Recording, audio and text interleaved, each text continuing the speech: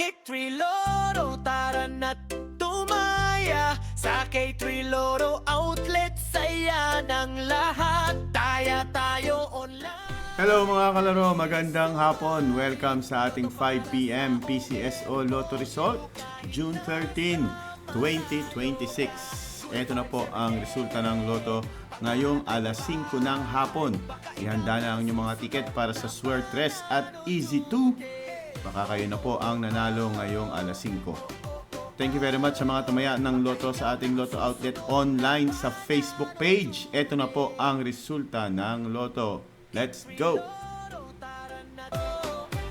Hello mga kalaro, maganda. Ito na po ang resulta ng Lotto ng 2D.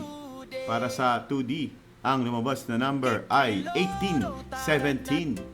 Check your tickets, 1817. Panalo ka ng 4,000 at 2,000 kung ikaw po ay nag-rumble. At para sa ating 3D,